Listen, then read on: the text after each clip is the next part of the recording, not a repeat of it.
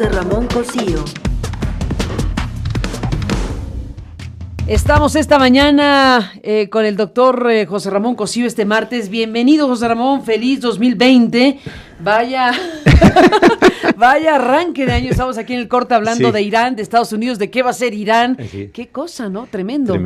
Tremendo, bien a bien, todo está por verse, como decía el propio Pedro Cobo, que tiene una interpretación interesante, contrastante con otras en este momento sobre lo que está ocurriendo o los escenarios que uno se puede imaginar a raíz de este asesinato de Qasem Soleimani, que fue, víctima de este bombardeo estadounidense en Irak, el segundo hombre más importante de Irán, y todo lo que hemos estado siguiendo de cerca y lo seguiremos haciendo. Pero regresando a México, doctor Cosío, hay muchas cosas, pero evidentemente en lo que corresponde a nuestro interés periodístico y social está Genaro García Luna, que el viernes pasado dio la noticia, finalmente se dio la noticia de que se declara no culpable. Así es. Y esa es una circunstancia muy importante. Por un lado, el no culpable, y por otro lado, lo que acá tenemos en la nota de nuestro portal, que nos comentó muy ampliamente Jesús Esquivel, que presenta el documento de New York Times, y que es un documento que se puede acceder públicamente si pagas el servicio,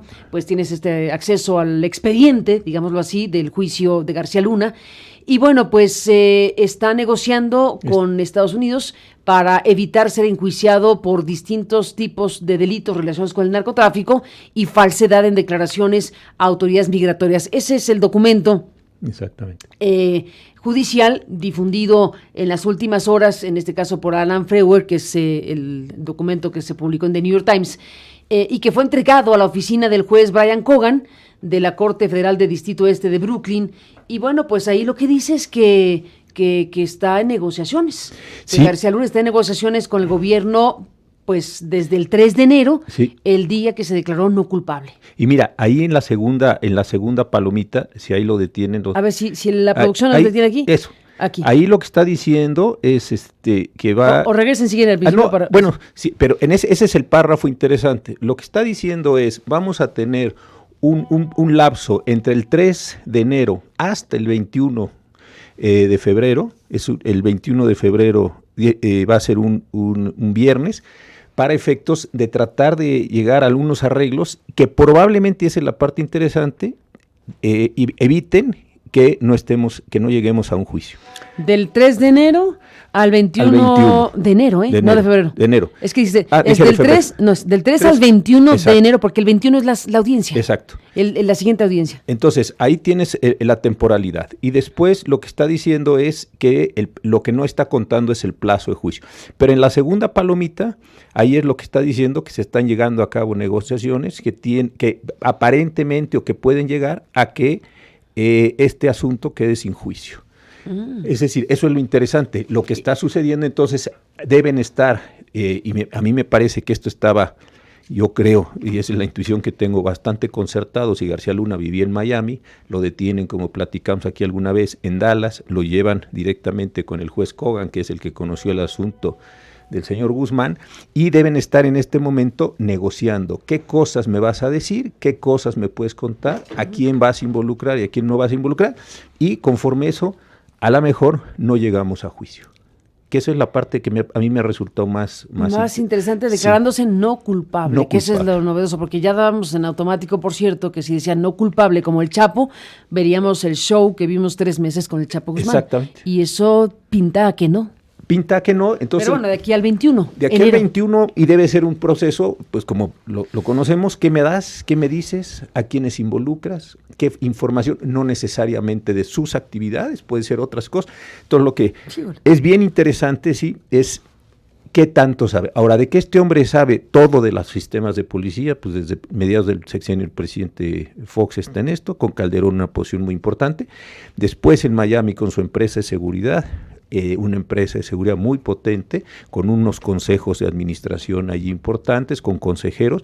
Es decir, la cantidad de información que este hombre tiene y la relación que ha mantenido con el gobierno de los Estados Unidos durante estos años, pues es extraordinaria. Yo creo que es una de las personas que más conocen de este asunto. Entonces, ¿qué va a hacer él? ¿A quiénes va a imputar? ¿Qué datos? ¿De qué manera? ¿De qué manera? ¿Con qué elementos? Eso es, me parece, estas 3 semanas son importantísimas. Nucleares, diríamos. Los clásicos. Diría los clásicos, sí, efectivamente. Y ahí es donde estamos. Ahí es donde estamos. Entonces queda todo en una interrogante abierta de aquí a que sea el 21. El 21 ahí, según este documento, necesariamente tendrá que saberse si se hace, si se hace el juicio público o no se hace el juicio público, pero juicio habrá. Juicio habrá. Él podría rechazar ir a jurado, ese es un privilegio que tienen los Estados Unidos. Él es parte del acusado, si yo no quiero esto con jurado, me quedo a la condición de la conciencia del juez, esa es una posibilidad. ¿Cómo funciona eso? O sea, si vas a jurado es como el Chapo Guzmán. Como el Chapo. Expuesto frente a los medios y, bueno, no, son cerradas, pero digamos hay medios que van narrando qué va ocurriendo, les dejan entrar una libretita y un lápiz y eso se van conociendo públicamente. Exacto. Y hay la posibilidad también, que no creo que se diera, pero en fin, donde puedes renunciar al privilegio del jurado. Consecuentemente, solo el juez es el que determina esta condición. Yo creo que eso no se daría. ¿Por qué? Pues porque me parece que si vas a ir efectivamente a juicio es mejor ya la condición de apertura. Si es de que se sepa qué estás diciendo y que no. Exactamente. ¿Y cuáles son las pruebas que tienen? A menos que haya llegado a una negociación en estos días previo al 21. Sí, y ayer hay una cuestión que estaba en las redes y muchas personas decían, seguro que cae Calderón y a lo mejor fue. Yo tampoco veo por qué García Luna, no sé, dijera, pues sí, todo esto es culpa del presidente Calderón o es culpa de Fox. Yo creo que son negociaciones como de mucha más complejidad, cuáles son las redes de lavado de dinero, en fin, quiénes están metidos, qué gobernadores estuvieron metidos, qué jefes de policía, qué empresarios lavaban los dineros. Yo creo que es una cosa de una dimensión enorme. Pero ayer era una especie como de, ahora sí el calderonismo cayó, porque al haberse declarado no culpable el señor García Luna, la consecuencia directa es ya ajusticiar. Yo tampoco lo veo así, porque tampoco es, no sabemos cuáles son los marcos y los términos de las negociaciones. ¿Qué quiere saber la Fiscalía de Estados Unidos para de ahí después derivar a la DEA y en fin a todas las agencias que andan metidas en estos asuntos, estas cuestiones? Yo creo que es bastante incierto el resultado. Bastante incierto, porque al escucharte recuerdo lo que pasó con el juicio del Chapo Guzmán, en donde si bien el Chapo Guzmán no dijo nada, sino hasta el final un pequeño comentario reclamando el propio juicio que le pareció injusto, pero salvo eso, él decidió no hablar. Exacto. Pero sí sus abogados. Exacto. Y sí la fiscalía, y hubo muchísima información, documentos, grabaciones, imputaciones varias. El propio juez frenó en varias ocasiones a los abogados del Chapo Guzmán que habían involucrado a figuras de alto nivel de la política mexicana, que si Peña Nieto, exacto, que si fulano, que si Mengano, etcétera, y el juez dijo, estamos juzgando a este señor, que se llama Joaquín Guzmán Loera, el Chapo Guzmán, y no al sistema mexicano. Bueno, ¿qué va a pasar con García Luna? Yo creo que esa de veras es una interrogante. Conociendo, hombre, la gente le puede caer bien o mal, García Luna, las cosas que hizo, eso no es el tema. Es un hombre que tiene una estructura, es un hombre que tiene una información importante, es un hombre que ha vivido metido en los servicios policíacos y en todos estos temas de seguridad pública, de seguridad nacional, etcétera, durante muchos años. Entonces, la cantidad de información que tiene y la forma, yo algunas veces lo he visto en las conferencias, y no tengo el gusto de conocer personalmente al señor, pero ver cómo opera, es un hombre que tiene una estructura en la cabeza y toda esta información. Entonces, ¿qué es lo que está dispuesto a dar? ¿Bajo qué condiciones? ¿Cómo va a salir? ¿Va a entrar a un programa de testigos protegidos? ¿O se va a regresar a vivir a Maya? Todo, yo creo que esto está en estos procesos justamente de este convenio que acabamos de ver en la pantalla, ¿no? Pues son días de definiciones importantes, así que el tic-tac del reloj de aquí al 21 de enero es muy importante seguirlo. Bueno, no sabemos qué va a pasar porque no lo van a anunciar ni a comentar, pero es un tiempo que hay que esperar para saber qué resolución se toma a este respecto. Y bueno, pues los escenarios son los que estás mencionando. Sí, yo creo que, y no van a hacer público esto en estas semanas, es bastante obvio. Entonces nos podemos encontrar el día 21 con una solución de decir, bajo qué condiciones vamos a seguir el juicio, o como decía el documento, no vamos a ir directo. Eso no lo entiendo muy bien cómo lo harías una vez que abriste, simplemente decir, retiramos las condiciones de acusación. Es decir, todo eso son los mecanismos que están pues la verdad muy interesantes en términos de la estructura política del país en los últimos 3 sexenios, ¿no? Pues casos como el del Vicentillo, que ha sido muy comentado en estos últimos días y semanas por el libro de Anabel Hernández, El Traidor. Sí, que lo platicábamos aquí. El Traidor acá, bueno, pues es un libro tremendo porque, bueno, efectivamente tiene información directamente del cártel de Sinaloa y todo lo que hemos aquí comentado con la propia Anabel. Pero ahí tienes un caso donde un individuo que es el hijo del capo mayor, que es el Mayo Zambada, ahora lo sabemos con más claridad, más que el Chapo, es el Mayo Zambada el líder principal de esa organización en la parte mexicana. Bueno, pues tienes ahí al hijo del Mayo Zambada, Vicentillo, que cuando lo detienen en México, él levanta la mano y dice que me extraditen. Y él de inmediato colabora, pero de una forma impresionante, con los Estados Unidos para reducir su pena como la redujo. Yo no recuerdo si se declaró culpable o no culpable. En aquella ocasión no tengo ese dato, pero sería interesante saberlo.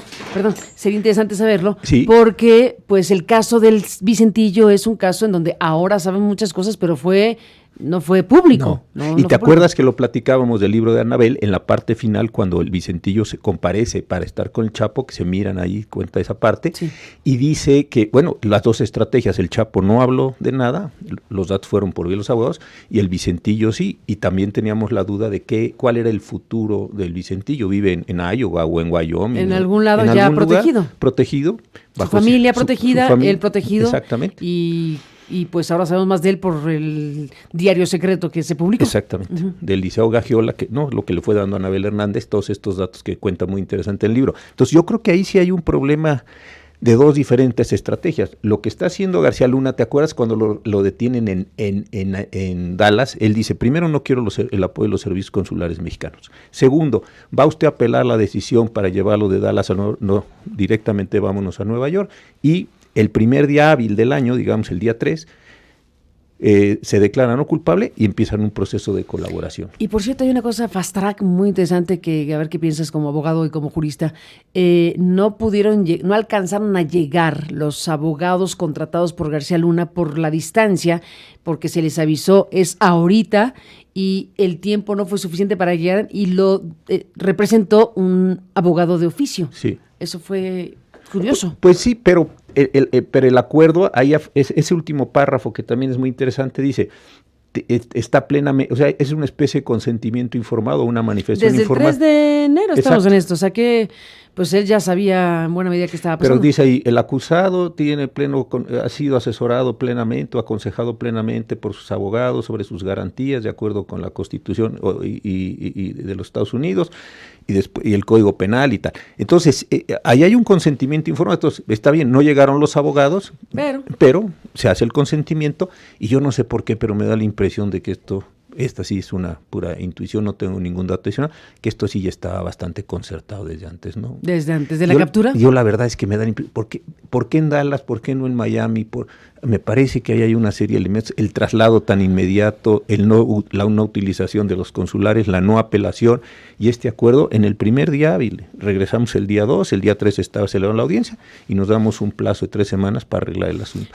ProPublica que dio a conocer de los primeros, tal vez el primer medio que dio a conocer el tema de la captura, o de los primeros, como decía en Estados Unidos, ProPublica mencionó que en el lugar donde había sido detenido o capturado o entregado o como haya sido, había muchas fotografías de García Luna con funcionarios del gobierno estadounidense.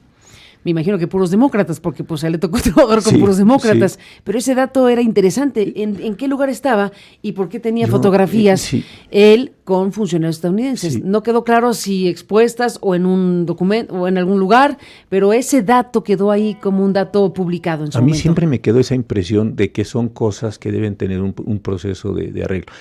Y la otra cuestión, García Luna es un hombre que estuvo metido con los servicios de seguridad de los Estados Unidos durante muchísimos años. Hubo una colaboración muy importante, las redes de información, etcétera, etcétera.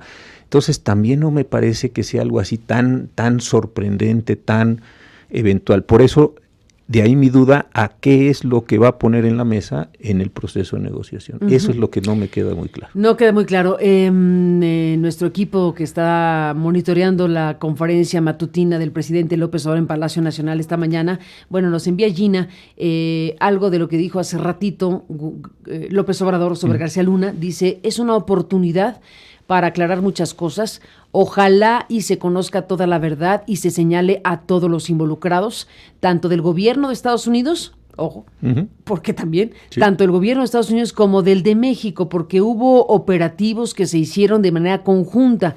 Acuérdense del Rápido y Furioso. No nada más se tiene que ver a los funcionarios del gobierno de México, también funcionarios del gobierno de los Estados Unidos, dijo López Obrador esta mañana. Ayudaría mucho a transparentar todo lo que tiene que ver con el combate a las drogas, con el tráfico de armas, con la delincuencia que afecta tanto a Estados Unidos como a nuestro país. Nosotros no perseguimos a nadie, que es otro tema, ¿no? Ya lo hemos dejado de manifiesto, no es mi fuerte la venganza, pero también no somos cómplices, no somos tapadera de nadie y es tiempo de que en estos asuntos se conozca toda la verdad.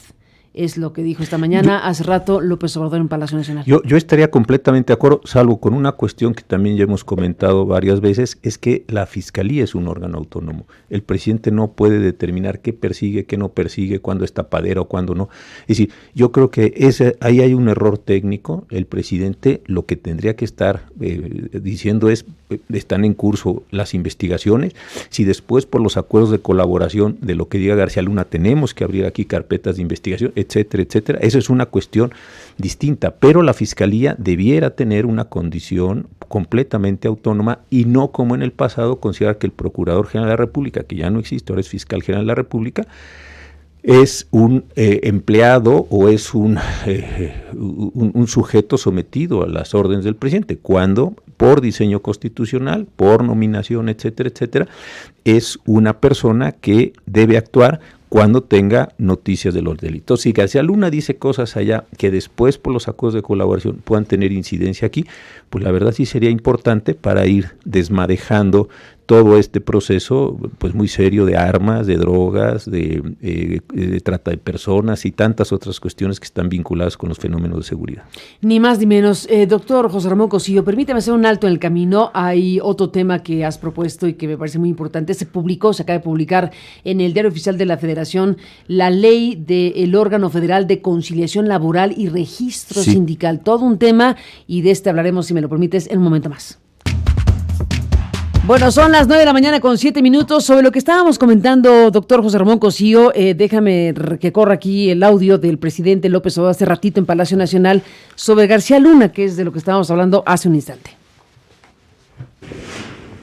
Ojalá y se conozca toda la verdad y se señale a todos los involucrados, tanto del gobierno de Estados Unidos como del gobierno de México, porque hubieron operativos que se hicieron de manera conjunta. Acuérdense del Rápido y Furioso. No nada más tiene que ver con los funcionarios del gobierno de México, también funcionarios, autoridades del gobierno de Estados Unidos. Entonces, ayudaría mucho a transparentar todo lo que tiene que ver con el combate a las drogas, con el tráfico de armas, con la delincuencia que afecta tanto en Estados Unidos como en nuestro país. Nosotros no perseguimos a nadie, ya lo hemos dejado de manifiesto, no es mi fuerte la venganza, pero también no somos cómplices, no somos tapadera de nadie y es tiempo de que en estos asuntos se conozca toda la verdad. Pues ahí está lo que dijo hace ratito López Obrador, que ya comentamos, doctor José Ramón Cosío. Y bueno, pues decíamos también que en el tema laboral y sindical hay un asunto importante. Importantísimo. Recién publicado en el Diario Oficial. Ayer se publicó efectivamente la Ley Federal de Conciliación Laboral y Registro Sindical. ¿Te acuerdas de esta gran reforma que se hizo en materia laboral? En febrero del 17 se publicó en el Diario Oficial parte de los acuerdos del presidente Peña, y allí se establecieron dos cosas. Uno, que las juntas de conciliación y arbitraje, que son los órganos que hoy todavía resuelven los conflictos laborales entre los patrones y los trabajadores, es un órgano compuesto por un representante del capital, uno del trabajo y uno del gobierno, van a desaparecer y nos vamos a ir a tribunales para los casos laborales. Los casos que son del orden local, dentro de los tribunales superiores de justicia de los estados, y los casos federales dentro del Poder Judicial de la Federación. Entonces estamos en esa transición. También se creó una figura de conciliación, este órgano central de conciliación, un organismo descentralizado con patrimonio propio, personalidad jurídica, que tiene que llevar a cabo acciones, me parece a mí, importantísimas. Uno, tiene que negociar todos los conflictos federales, desde luego, colectivos o individuales. Dos, tiene que registrar los contratos colectivos.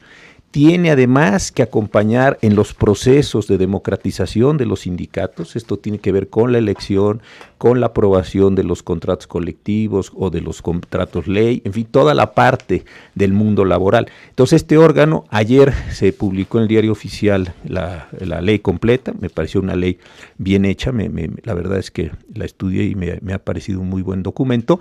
Ahora lo que viene es la designación del director general de este órgano. Esto tiene que ser una terna propuesta por el presidente de la República al Senado, muy semejante el mecanismo a la aprobación de los ministros de la Suprema Corte, 2/3 partes, etcétera, y ese órgano pues se entrará en funciones e insisto, tiene que tratar de conciliar todos los conflictos colectivos individuales y llevar a cabo la democratización de los procesos sindicales. Yo creo que esto sí es un cambio muy importante, lo empezó el presidente Peña, no se consolidó la reforma, y con el TEMEC, parte de las presiones que hemos tenido, que ha sido justamente la materia del trabajo, ahí tienes este disparador de este nuevo organismo que va a tener una tarea fundamental. ¿Por qué? Porque si vas a ir a juicios orales en materia del trabajo, es muy complicado que se realice por vía de juicio oral todos los procesos, es mejor conciliarlos antes.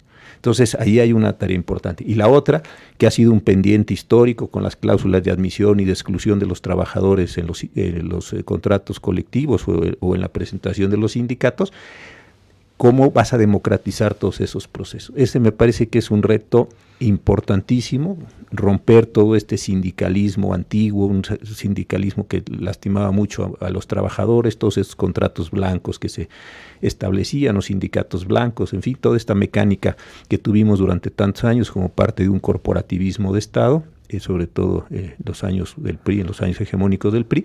Entonces creo que este sí es una buena noticia. El tipo de realidad laboral y de democracia sindical que se propone y que se plantea y que se obliga con este nuevo marco legal que se acaba de publicar, para efectos prácticos, ¿cómo operaría? Déjame traerte un caso tipo, el mejor que se me ocurre, que es el de Pemex. El de Pemex, en donde tenemos una salida de un líder sindical como Carlos Romero Champs, una aparente toma de posesión o sustitución de alguien cercano a él, pero no queda claro que haya sido un proceso democrático, etcétera. ¿Cómo operaría la autoridad de la mano de la autonomía sindical, pero con estas nuevas atribuciones, en un caso como el de Pemex? Mira, es bien interesante esto, porque hay un consejo dentro de Pemex, dentro de este consejo, y este consejo está integrado por la Secretaría del Trabajo, por el Secretario de Hacienda, y por un representante o por el presidente del Instituto Nacional de Acceso a la Información, del IFAI. ¿Ah, sí? Y por el presidente del INE. Es decir, por un lado, lo que te das cuenta que en la composición del consejo quieres es utilizar los conocimientos, el expertise del presidente del IFED del INE para ayudar en todo el proceso democrático. Muy interesante. el expertise o los recursos del INE? También podría ser. A ver. Sí, por parte de las... eso es por vía de asesoramiento. No interviene y llevan a cabo los procesos sindicales. Salvo que haya petición. Salvo que haya petición. ¿Y quién lo pide? Lo pedirían los trabajadores, cuando los propios... No el sindicato. No, los trabajadores dicen... O los trabajadores a través del sindicato. ¿O cómo? O los trabajadores en lo individual. Ahí dice cuando los... A ver, yo soy trabajador de Pemex y le digo al INE, me gustaría que el INE organice la elección para la sustitución de Carlos Romero Champs. ¿Eso puede ocurrir? Podría ocurrir. ¿Y sería deseable que ocurriera? Pues yo creo que sí. Para estrenar el asunto en grande. ¿O no? Ojalá. Sería el mejor caso. Sería un caso extraordinario y después... Pero eso puede ser legalmente, puede ser. Sí. Y cualquier trabajador puede pedirlo. ¿Y quién lo decide si sí o si no? Y yo creo que lo decide el propio ¿Consejo? El propio consejo. No, ahí creo que es una función ya del director. El consejo, como todos los consejos... Del director que está por nombrarse. El director está por nombrarse. El presidente tiene que presentar la terna y el Senado aprobarla por 2/3 partes. Pero es muy, de veras, yo hoy viendo los periódicos en la mañana, nadie le dio atención a este asunto, como que lo dejamos ahí abandonado. Pero todo este proceso de democratización, de transparencia de los sindicatos, de transparencia de las relaciones colectivas, de los procesos de designación de las mesas directivas, etcétera, etcétera, yo creo que va a ser de una gran importancia. En algún momento hablamos con Luisa María Alcalde, con quien, por cierto, quisiéramos hablar esta mañana y hemos acordado tal vez una llamada, si es que estaba libre después de la conferencia mañanera, porque acaba de estar ahí con el presidente. Entonces, bueno, más allá de hablar con ella, ya en su momento hablamos con Luisa María Alcalde de una de las partes de lo que estás mencionando en el tema de votaciones de los trabajadores para refrendar o no los contratos colectivos, que no las dirigencias. Entonces, sí o no les parece este contrato, en una cosa binaria, sí o no este contrato colectivo. Y se supone que, no se supone, tienen que revisar los miles y miles de contratos colectivos que hay y tienen un plazo de 4 años para poder agotar la revisión o la ratificación o modificación de los contratos colectivos del país. Sí. Ni más ni menos. Es tremendo. Es tremendo porque lo que estás haciendo es como pasar todo el mundo laboral que se construyó bien, mal, regular, como haya sido en otros momentos históricos, lo tienes que pasar por un nuevo filtro, por un nuevo escáner, vamos a usar este término, para ver si efectivamente los trabajadores están de acuerdo con los contratos. Y seguramente esto generará también pues movimientos en las mesas directivas, en los procesos democráticos. Pues es que va a ser muy interesante, volviendo al tema Pemex. Supongamos el asunto, yo se lo comentaba a la secretaria justo con el caso Pemex, que me parece el más pues ilustrativo del tipo de cosas que deberían ocurrir. Este tipo de votaciones es, fíjate, un trabajador de Pemex, ¿le gusta su contrato colectivo? Pues sí, me encanta. Me encanta. El contrato, pues es un contrato que ya quisiera el resto de la humanidad. Sí. Entonces, pero no significa que al votar yo sí por el contrato esté diciendo sí me gusta Romero Champs. No. Y eso no se resolvía, obviamente, en la misma votación. No, efectivamente, son dos procesos distintos. Aquí el mandato es revisar todos los contratos colectivos. Solo los contratos. No las dirigencias. No las dirigencias, pero como las dirigencias deben tener renovaciones periódicas, pues también es bastante probable que en los próximos meses o años estemos viendo discusiones en torno o tratamientos en torno a los propios contratos colectivos. Y, frente a las mesas directivas. Mesas directivas, exactamente. Temazazo, importantísimo, sin haber duda. Y bueno, pues para los interesados, que debieron ser todos, se publicó ayer, como dices, en el diario oficial, esta ley del órgano federal de conciliación laboral y registro sindical. Exactamente. Así que bueno, ahí dejas el tema, que es de enorme importancia, y espero retomarlo un poco más adelante en este mismo programa. Déjame, antes de que nos despidamos del todo en este primer encuentro que tenemos en este 2020, plantearte o preguntarte sobre otro asunto que tú has seguido muy, muy de cerca y que tiene que ver con este tema que tendría que ser el principal de todos, que son las desapariciones en nuestro país. Se acaba de dar el informe ayer. Es estrujante, estrujante. Yo decía al principio de esta emisión, más temprano cuando leía el resumen de noticias, decía, oiga, que esto no nos pase de largo, que no sea paisaje, que no oigamos sin oír. En 13 meses... 873 fosas encontradas y 1,124 cuerpos exhumados, dice Alejandro Encinas, en lo que va de la administración del presidente López Obrador. Ya no hablemos, o sí hablemos mejor, del acumulado. Fíjate que ayer el informe que presentó Alejandro Encinas y Carla Quintana, ahí también con la secretaria Sánchez Cordero, yo creo que es muy importante. Más allá de si está completo, ahorita voy a señalar algunos puntos, pero yo creo que es de verdad muy importante. Desde los años 60 han contabilizado 140 y poco más mil de personas desaparecidas. 140,000. Los encontrados. Hoy, el dato de hoy es 61,000 personas desaparecidas. Poco más, poco menos. Y eso es tremendo. A ver. Primero, está muy bien hecho el informe en cuanto a los lugares donde hay fosas. Después, el número de fosas que hay en esos lugares, el número de personas desaparecidas. Está haciéndose también toda la clasificación hombres, 75%, edades entre 20 a 35 años, ahí es donde está el porcentaje mayor. 25% de mujeres, estados en situación muy grave, ahí se señala a Jalisco, se señala a Veracruz, Colima, Sonora, como estados que tienen una enorme carga. Sinaloa, Jalisco, Colima, Sonora y Chihuahua. Uh-huh. Y los trabajos que se están haciendo, de las alarmas que me parecen más importantes, en la última hoja del informe, estados que van bien, estados que van regular y estados que van mal. Con lo cual, el propio informe reconoce, yo creo, que los 61,000 es una cifra provisional. ¿Por qué? Porque si tienes fiscalías locales en tan mala condición operativa respecto a los desaparecidos, y ahí está este semáforo verde, amarillo y rojo por sus niveles de desarrollo, pues entonces también te queda claro que estas cifras son provisionales. Hoy lo que tienen contabilizado los 61,000 son provisionales. Hay otro dato que no se pone, que son fragmentos. El dato de las personas identificadas, este año que terminó, el número de personas que lograron identificar, la verdad es un dato, por un lado, alentador que se esté identificando, pero por otro lado es una velocidad de identificación muy baja que va a tomar muchísimos años en lograr definir cuántos, quiénes, cómo, etcétera. Entonces me pareció a mí muy valiente, lo hay que decirlo, muy oportuno, iniciando el año, que nos lleve a reflexionar. Y también algo muy importante, lo que sigue, seguimos sin tener el protocolo homologado de búsqueda, con lo cual entonces tienes diferencias entre la federación y las entidades federativas. ¿Y qué falta para eso? Pues yo creo que lo concluya. Yo sé que la Secretaría, que la Comisión de Búsqueda de Personas Desaparecidas está trabajando en esto, y después sí me parece un enorme impulso político, ahí sí, del presidente de la República, para tratar de convocar a todas las entidades que se ajusten al protocolo, entrenar a las personas, generar los servicios de identificación. Es decir, esto es una verdadera tragedia, la cantidad de huesos, de fragmentos que están allí acumulados, que no ha tenido la capacidad de identificarse, porque una cosa son cuerpos y otra son fragmentos, desde luego.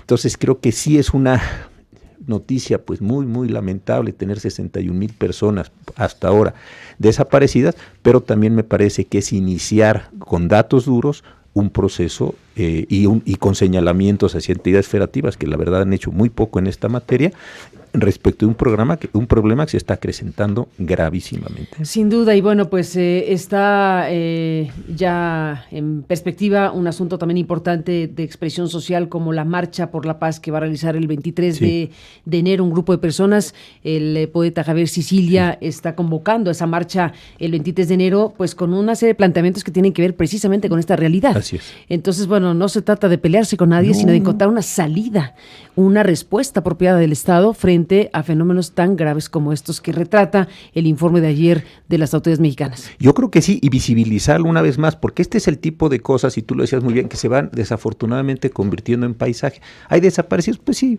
ahí están los... No es un asunto... No, la sociedad tenemos que sacudirnos. Yo creo que sí. Y ¿sabes qué he pensado? Que esto tiene que tener una que obviamente para las familias, para los amigos de los desaparecidos es tremendo, pero lo que puedes encontrar es que en los próximos años ahí sí tengas uno de los mayores retos nacionales, una sociedad donde hay muchísimas personas que no sabemos dónde están, no sabemos quién las eliminó, no sabemos nada. Yo creo que esto sí es de las cosas que más nos puede complicar la convivencia en los próximos años. Sin la menor duda, pues doctor José Ramón Cosío, muchísimas gracias por estar aquí esta mañana en esta primera encuentro con este programa en 2020. Gracias por estar aquí. Al contrario, Carmen. Gracias por estar aquí esta mañana. Y bueno, pues debo decir que estábamos hablando